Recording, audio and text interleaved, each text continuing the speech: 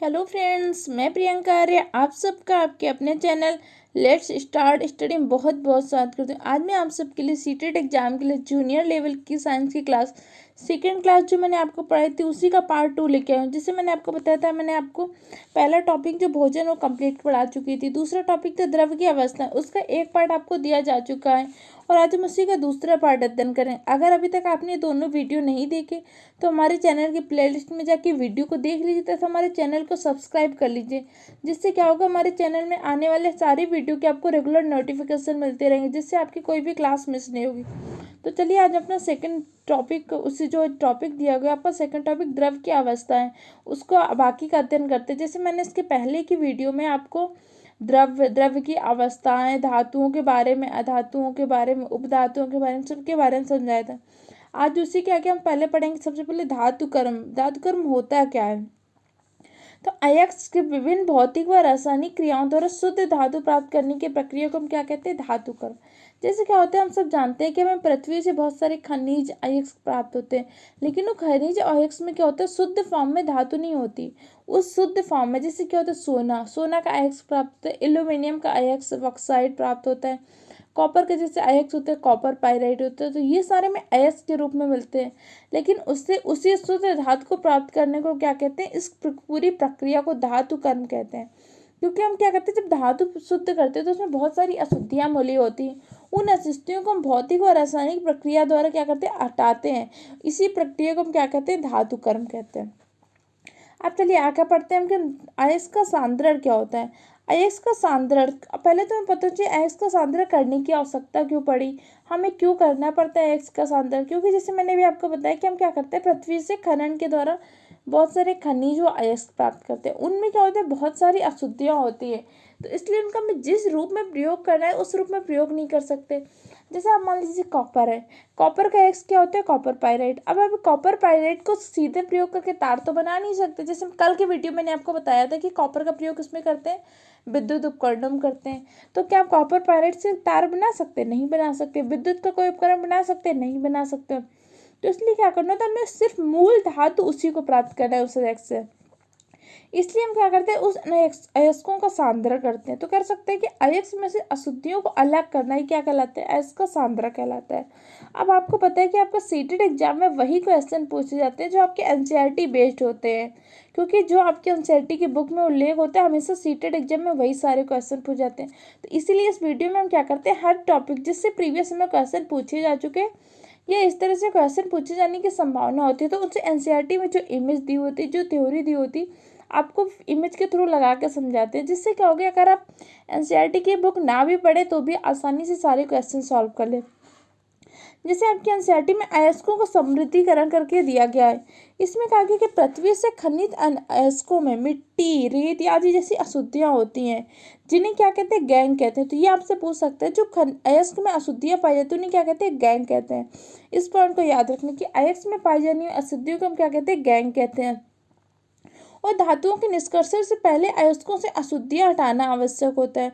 और अयस्क से गैंग को हटाने के लिए जिन प्रक्रिया का प्रयोग करते हैं, अयस्क के गैंग व भौतिक रासायनिक के गुणधर्मों पर आधारित होते हैं।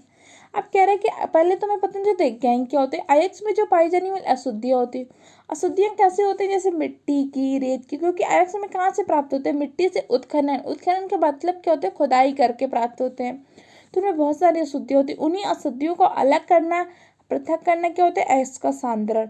और सांद्रण से पहले हम क्या किसको हटाते हैं? अगर पूछेगा तो गैंग को।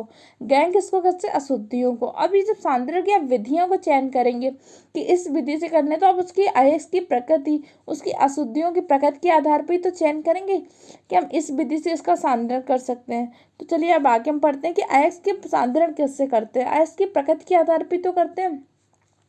अगर अयस्क की प्रति चुंबकीय है तो चुंबकीय विधि का प्रयोग करेंगे। अगर उसके घनत्व बहुत कम है तो फ्लेन प्लावन का, या अलग अलग विधियों को जो हम प्रयोग करते हैं तो अयस्क की प्रकृति के आधार पर या उसमें पाई जाने वाली अशुद्धि की प्रकृति के आधार पर तभी तो हम करते हैं। तो हम पहले पढ़ते हैं अयस्क के सांद्रण की विधियाँ। अयस्क का सांद्रण किन किन विधियों से करते हैं? तो पहली विधि हमारी गुरुत्वीय पृथक्करण विधि। तो आपको ये पता नहीं इस विधि का प्रयोग कब करते हैं। गुरुत्वीय पृथक्करण विधि का प्रयोग तब करते हैं जब अयस्क के कण व अशुद्धियों के घनत्व में अंतर हो। जब क्या होगा, अयस्क के कण और जो अशुद्धियां, गैंग जो पाई जाती है, उसके कणों के घनत्व में क्या हो, अंतर हो, काफ़ी ज़्यादा अंतर होगा, तब आप किसका प्रयोग करेंगे, गुरुत्वीय पृथक्करण विधि। अब गुरुत्वीय पृथक्करण विधि में हम करते क्या, इस विधि में क्या करते हैं, पिसा हुआ अयस्क होता है, अयस्क को क्या करते हैं, पहले बड़े बड़े ग्राइंडर से जाके उसको पीस देते हैं, महीन चूर्ण बना देते हैं, फिर उसको क्या करते हैं, जल की बहती धारा के साथ प्रवाहित करते हैं। अब जब जल की बहुत तेज धारा के साथ प्रवाहित करते हैं तो अगर उसकी अशुद्धियों का जब घनत्व कम होता है तो अशुद्धियाँ हल्की होने के कारण क्या होता है, पानी के साथ बह जाती है और जो आपका अयस्क होता है वो नीचे जमीन में जम जाता है। तो इसमें हम किसका प्रयोग करते हैं, गुरुत्वीय पृथक्करण विधि का। तो आपसे पूछ सकते हैं कि दो कोई अयस्क के नाम दे देगा, उसने पूछेगा कि हम इनमें अशुद्धियों का पृथक्करण किस विधि से करते हैं, कि उनमें घनत्व में बहुत अंतर है। जब घनत्व में काफ़ी अंतर है तो किसका विधि का प्रयोग कर सकते हैं, हम गुरुत्वीय पृथक्करण विधि को। इन पॉइंटों को याद रखना है कि कब किस विधि का हम प्रयोग करना है। चलिए हम अगली विधि पढ़ते हैं। अगली विधि हमारी कौन सी, फेन प्लावन विधि। फ्लेन प्लावन विधि से हम किसका सांद्रण करते हैं, इसमें मुख्यतः उन अयस्कों को सांद्रण करते हैं जो सल्फाइड अयस्क होते हैं। तो पूछ सकते हैं सल्फाइड अयस्कों के सांद्रण में मुख्यतः किस विधि का प्रयोग करते हैं, तो सल्फाइड अयस्कों के सांद्रण में हम क्या करते हैं, फ्लेन प्लावन विधि का प्रयोग करते हैं। जैसे कॉपर का, चांदी का, जिंक का, लेड आदि का सांद्रण क्या करते हैं, फेन प्लावन विधि से करते हैं। जैसे मैंने अभी बताया कॉपर का अयस्क कौन सा होता है, कॉपर पाइराइड। तो कई बार आपसे ऐसे पूछा जा चुका है कि कॉपर पाइराइड का अयस्क का सांद्रण किससे करते हैं, तो कॉपर पाइराइड का सांद्रण किससे करते हैं, फेन प्लावन विधि से। इसी तरह जब आपने पढ़ा था कॉपर बनाने की विधि होती, फफोलेदार विधि होती, फफोलेदार कॉपर प्राप्त होता है, अलग अलग विधियां भी प्रयुक्त होती हैं। तो अयस्क की प्रकृति के आधार पर हमें क्या करना होता है, विधियों का चयन करना होता है। अब चलिए अगली विधि हम पढ़ते हैं, चुंबकीय पृथक्करण विधि। चुंबकीय पृथक्करण विधि का कब प्रयोग करेंगे, जब अयस्क या तो चुंबकीय हो, लौह का गुण होगा अयस्क में या तो उसकी अशुद्धि में, तभी तो क्या कर सकते हैं, चुंबकीय का प्रयोग कर सकते हैं। क्योंकि चुंबक किसको आकर्षित करता है, लौह वस्तुओं को। तो या तो अयस्क में या गुण हो या तो उसकी अशुद्धि में, किसी एक में जब ये गुण होगा तभी हम किस विधि का प्रयोग कर सकते हैं, चुंबकीय पृथक्करण विधि का। जैसे क्या होता है, चुंबकीय पृथक्करण विधि में क्या करते हैं, जैसे उसको चूर्ण बना लिया अयस्क को, उसमें कुछ ऐसे तत्व जैसे मान लीजिए कुछ ऐसी अशुद्धियाँ जो लौह के रूप में है, तो आप क्या करते हैं, उसको बड़े बड़े रॉड के टाइप में होते हैं, इसमें वैद्युत चुंबकीय चुंबक का प्रयोग करते हैं। उसके बेलन होते हैं, उसके पास से उसको गुजारते हैं, तो उसमें क्या होता है, जो अयस्क की अशुद्धियाँ होती है जिसमें लोहा आदि पाया जाता है, वो जाके उस बेलन से चिपक जाती है, क्योंकि लोहा में क्या होता है, चुंबकत्व का गुण होता है। और बाद में जो अयस्क बच के उसको जाके शोधन करना प्रारंभ कर देते हैं। और अगली विधि आपकी क्या होती है, निच्छालन। अयस्क सांद्रण की एक रासायनिक विधि। अगर कभी पूछते हैं अयस्क के सांद्रण की सर्वाधिक अच्छी और रासायनिक विधि कौन सी है, तो आपकी निच्छालन विधि है।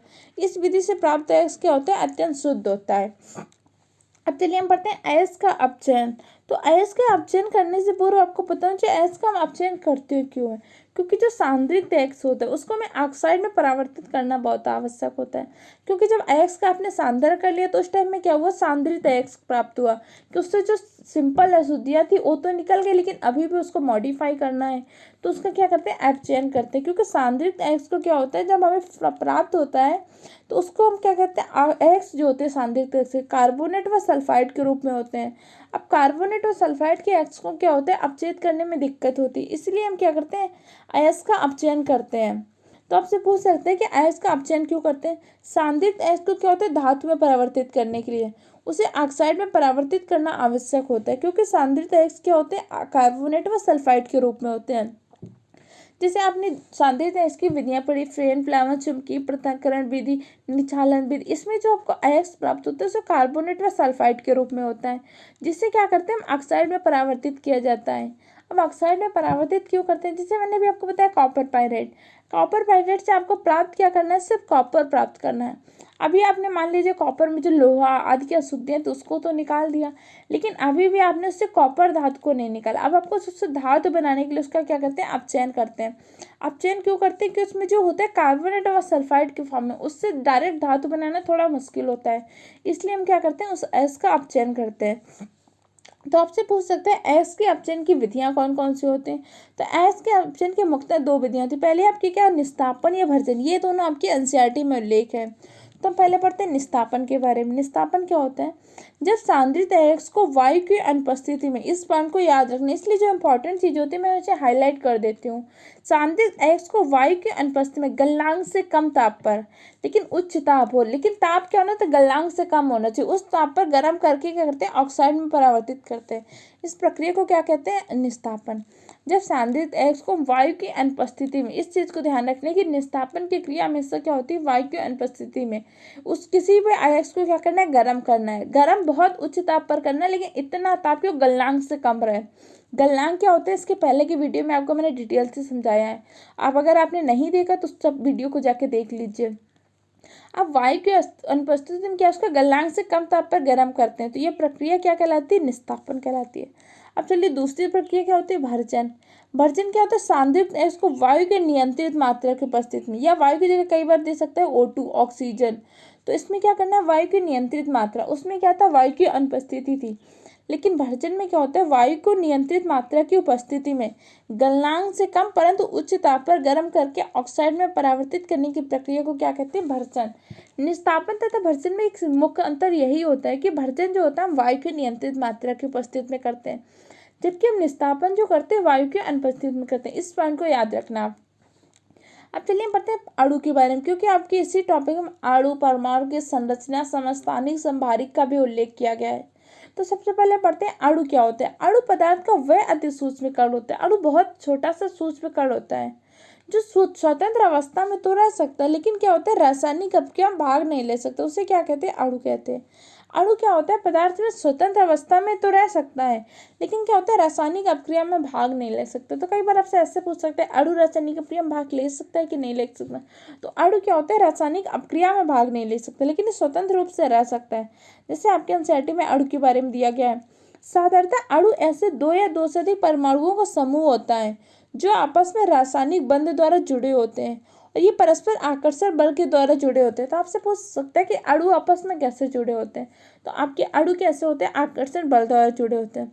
अणु को किसी तत्व अथवा यौगिक के उस सूक्ष्मतम कण के रूप में परिभाषित कर सकते हैं जो स्वतंत्र रूप से रह सकता है परंतु तथा उस यौगिक के गुणधर्म को प्रदर्शित करता है, और उस तत्व के परमाणु या संयोग करके अणु निर्मित करता है। लेकिन क्या होता है? स्वतंत्र रूप से रह तो सकता है, लेकिन क्या करता है?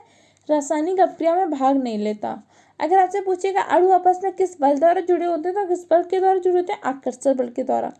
अणु स्वतंत्र अवस्था में तो रह सकता है, लेकिन क्या होता है? रासायनिक अपक्रिया में भाग नहीं ले सकता। अगला हम पढ़ते हैं परमाणु के बारे में। परमाणु क्या होता है? वे अति सूक्ष्म कण जो स्वतंत्र अवस्था में नहीं पाए जाते, लेकिन रासायनिक अपक्रिया में भाग ले सकते हैं। इस चीज को याद रखना। अणु आपके क्या थे? अणु रासायनिक अपक्रिया में भाग नहीं ले सकते, लेकिन वो स्वतंत्र अवस्था में पाए जाते थे। अब आपके परमाणु क्या? रासायनिक अपक्रिया में तो भाग ले सकते हैं, लेकिन स्वतंत्र अवस्था में नहीं पाए जाते। परमाणु की खोज किसने की थी? अगर आपसे पूछते तो परमाणु की खोज की थी जॉन डाल्टन ने। और आपके एनसीईआरटी के बुक में जॉन डाल्टन के बारे में इमेज दी हुई तो इनके बारे में बताया गया, इसलिए आपको इसका भी नॉलेज होना चाहिए, क्योंकि जो भी आपके एनसीईआरटी बुक में लिखा गया है उससे रिलेटेड कोई भी क्वेश्चन पूछा जा सकता है। ऐसे आपके एनसीईआरटी में क्या होता है? जंग लगने में जैसे कुतुब मीनार का उल्लेख दिया गया कि कुतुब मीनार की इमारत में कभी जंग नहीं लगा, इस तरह से आपके एनसीईआरटी में उल्लेख होता है। एक बार इससे रिलेटेड क्वेश्चन आ गया तो कई बार बच्चों ने कहा कि साइंस में तो हिस्ट्री का क्वेश्चन है, जबकि क्या है कि आपके साइंस की बुक में ही कुतुब मीनार का उल्लेख है, तो इसलिए आपके एनसीईआरटी में जो भी उल्लेख है उससे रिलेटेड क्वेश्चन पूछा जा सकता है। तो इसीलिए हम पढ़ रहे जॉन डाल्टन के बारे में। कई बार क्या हो सकता है, अगर मान लीजिए इससे पूछा तो भी आपको आराम से क्वेश्चन सॉल्व कर सकें। जॉन डाल्टन का जन्म हुआ था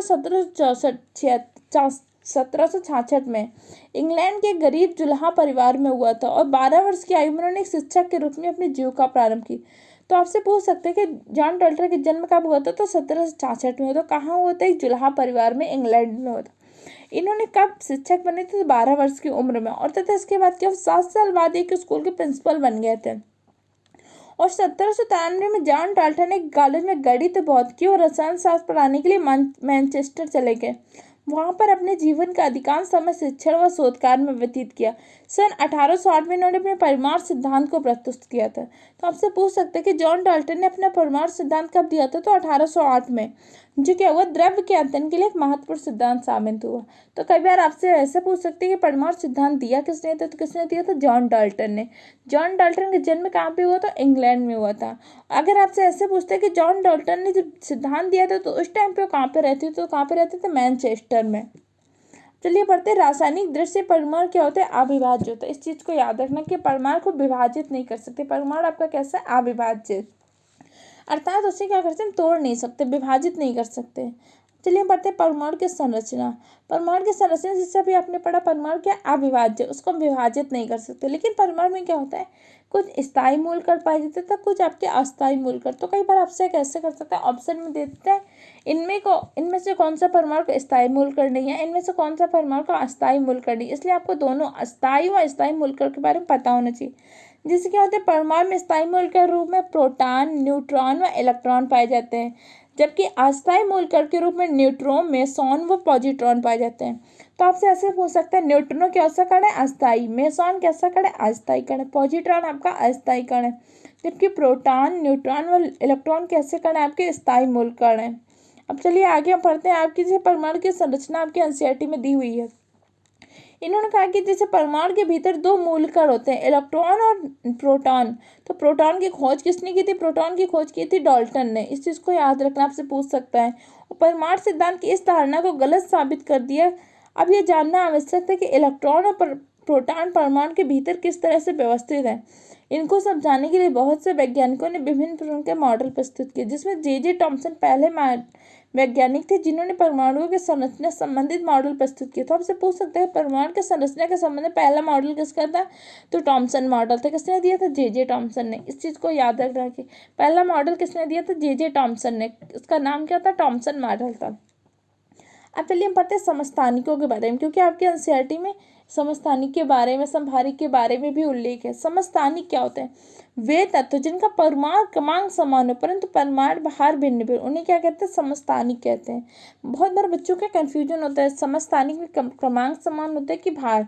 तो इसको याद रखना, समस्थानिक स्थान जिसका समान हो, स्थान जिसका परमाणु क्रमांक समान हो, हम क्या कहते हैं, समस्थानिक। और परमाणु भार भिन्न भिन्न हो सकते हैं। जैसे क्या होते हैं, बहुत सारे तत्व होते हैं जिनके परमाणु क्रमांक तो समान है, लेकिन उनके परमाणु भार क्या होते हैं, भिन्न भिन्न। उन्हें हम क्या कहते हैं, समस्थानिक कहते हैं। जैसे हाइड्रोजन के कितने, 3 समस्थानिक है। ये देखिए आपके एनसीईआरटी की बुक में उल्लेख किया गया। प्रकृति में कुछ तत्वों के परमाणुओं की पहचान की गई जिनकी परमाणु संख्या समान है लेकिन द्रव्यमान संख्या, जैसे परमाणु भार को द्रव्यमान संख्या भी कहते हैं। तो आपको कई बार हो सकता है परमाणु भार न देखे द्रव्यमान संख्या दे सकता है। जिनकी परमाणु संख्या समान है लेकिन द्रव्यमान संख्या भिन्न भिन्न होती है, जैसे इन्होंने कहा कि उन्हें क्या कहेंगे, समस्थानिक। जैसे इन्होंने हाइड्रोजन का एग्जाम्पल बताया कि हाइड्रोजन के 3 समस्थानिक होते हैं। जैसे कौन कौन से, प्रोटियम, ड्यूटेरियम, ट्राइटियम। ये क्या होते हैं, हाइड्रोजन के 3 समस्थानिक। तो आपसे पूछ सकते हैं कि ऐसा कौन सा तत्व है जिसके 3 समस्थानिक होते हैं, तो कौन सा, हाइड्रोजन। हाइड्रोजन के तीनों समस्थानिक का नाम क्या होता है, पहला प्रोटियम होता है 1H1, दूसरा आपका होता है ड्यूटेरियम 1H2, और तीसरा आपका क्या होता है, ट्राइटियम 1H3। ये क्या होता है, हाइड्रोजन के तीनों समस्थानिक है।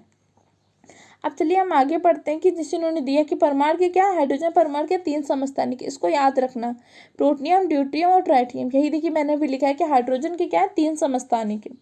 अब चलिए आगे हम पढ़ते हैं समभारिक क्या होते हैं। समभारिक वे तत्व जिनके परमाणु भार समान हो परंतु परमाणु क्रमांक भिन्न भिन्न, उन्हें क्या कहते हैं, समभारिक। समभारिक में क्या होता है, परमाणु भार समान होते हैं लेकिन परमाणु क्रमांक भिन्न भिन्न होता है।